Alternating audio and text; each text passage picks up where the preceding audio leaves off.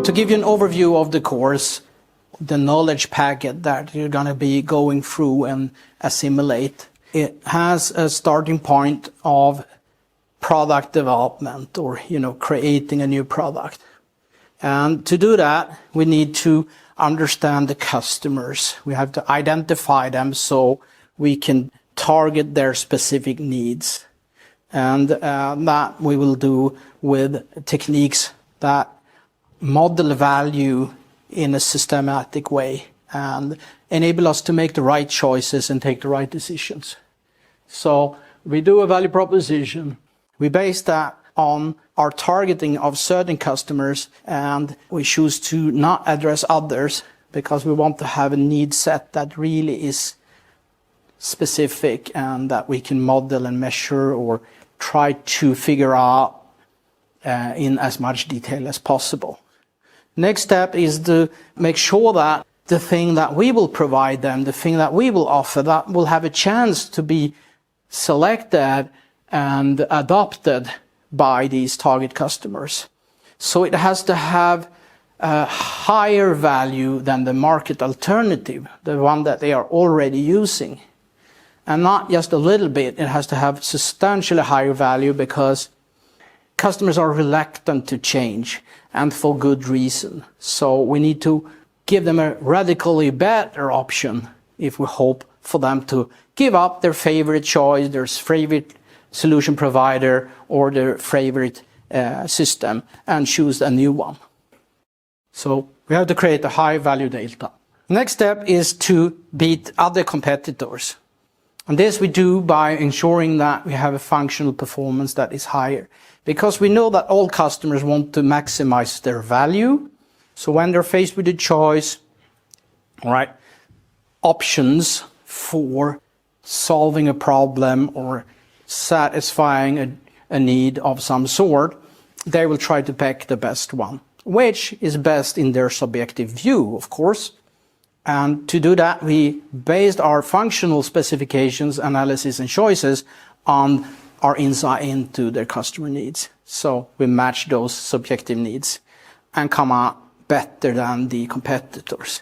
And we do that by developing functions that target the right needs at the appropriate performance level. Slightly better than competitors, of course, but we don't want to drive cost. We don't want to over-engineer the product.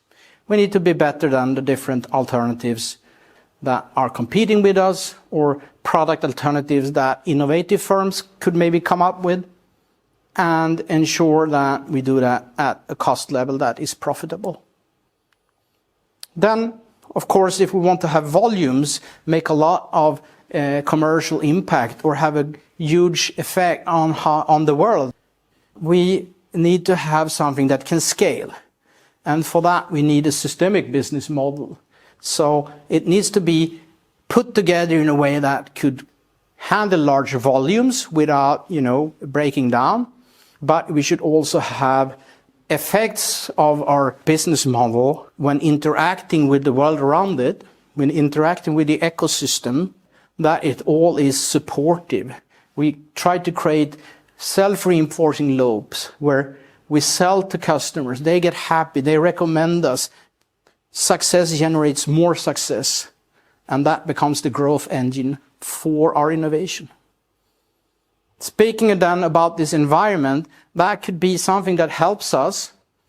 We could create positive effects for all other concerned members of our ecosystem, so they will help us and get our innovation to the market. We will have some sort of we float downstream with the environment pushing us and giving us access to the markets.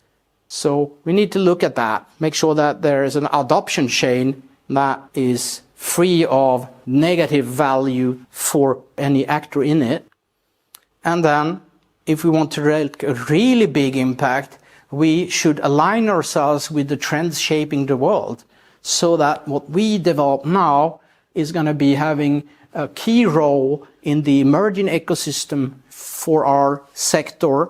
And when it manifests in the future, we are going to be having a critical component, a critical function in the ecosystem. This is why we use foresight when we want to make huge innovations that have a long-term impact. When we want to change the world, we need to understand that the world we change will not be the world today, but maybe the world 10 years from now, and how will that then lead to an even better world going ahead from that point. So foresight helps us to make the relevant choices today to create a better world in the future.